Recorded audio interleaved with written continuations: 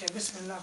Okay, folks, welcome back to another video. I'm here with my student Hassan. So we're looking at place value in calculations. This work can be found on clip 15, which is on the grade EFG pack on the MathsWatch CD, or on the clip 97 on the C grade pack. So we're going to look at some of the basic ideas for how we deal with these kind of questions. Now, so normally these kind of questions, we first of all are given a fact, a calculation based on either a times a product of two numbers giving us a solution, or a quotient, which is division with the solution, and all the questions that they'll give you are then based on that one question.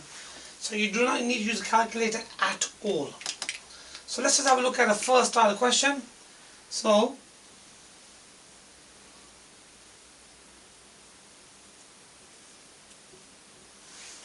the first style of question, we have the 23 has been changed down to 2.3. So the 23 has been made 10 times smaller. The 68 is still 68. So what they're doing, in fact, they're actually modifying the original question by a certain amount, by making it a bit smaller, making it bigger. So in this case, it's going to be factors of 10. So we have to think, if I make one part of my question 10 times smaller and I'm doing a multiplication question, how does that affect the answer? And the answer is as such. So let's just write down the original answer.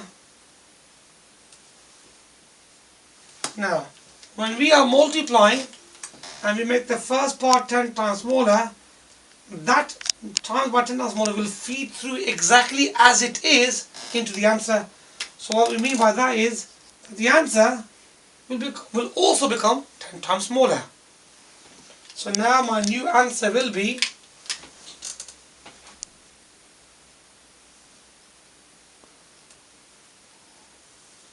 156.4. So again, we don't need to use any calculators at all. We have to look at the effect of the question. How is the original being modified to give us this new question? So here's the modification. The modification is divide by 10. So if you divide this part of the question by 10, it feeds through in the answer. The answer also becomes 10 times smaller. Because this here we have a product, a multiplication format. So the fact here is fed straight through to the answer. Let's have a look at another question. What happens when we do change it to both? So 2.3 times by 6.8. So if we compare 23 to 2.3, so this number has been made 10 times smaller. 68 has become 6.8. That has become also 10 times smaller. Now, so all together, so let's write down our original answer. Okay. So we're going to modify that to give us the new one. Now, if you make the first number 10 times smaller, you make the second number 10 times smaller, and you multiply these, it's a product, the effect of that on the answer will be, the answer will be 100 times smaller. So it will be the effect of those two combined together. So in a sense, it will be 10 times smaller for the first one, 10 times smaller for the second one. So the two effects go into there, giving us an answer of 15.64. Done. Okay, now what happens when we do opposite effects? So for example, if we do 2.3 times by 680, so what happens here? So again, we look at the original value. 23 has become 2.3, it has been divided by 10. The 68 has become 680, that one's been times by 10. So let's write down the original number.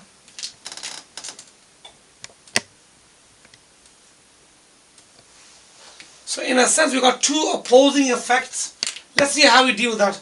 The first one is a multiplication effect, multiplication question. When you divide it by 10, we divide the answer by 10. Then we make the second part 10 times bigger, we make the answer 10 times bigger. So the decimal point moves back for the first one, and then it moves forward for the next one. So we end up cancelling each other out, And so the answer is exactly what we started with, and the answer is still 1564.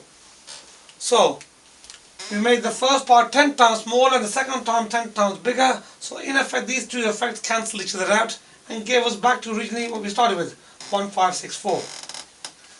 Okay, so we're making smaller, smaller, smaller, smaller, smaller, smaller. Making this one smaller, that one bigger. You're making it smaller and then making it bigger. So you do each effect separately and it'll give us an overall effect. Okay, right, that's when you do multiplying. Let's have a look what happens when you're dividing. So we got here division one.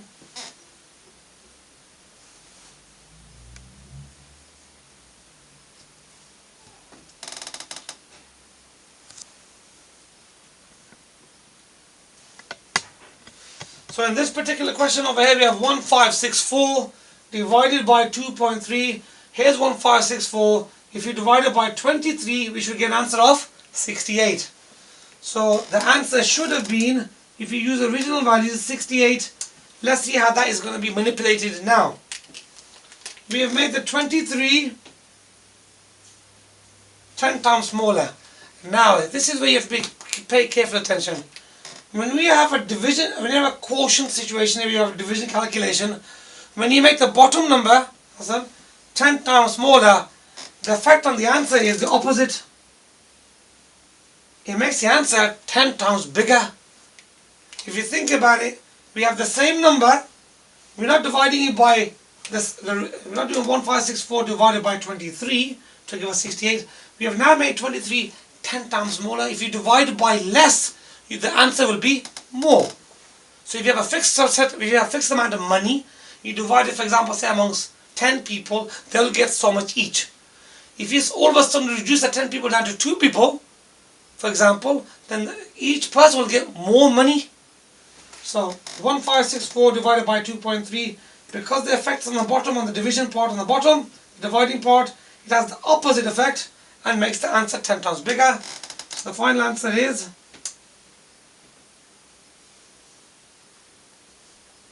680.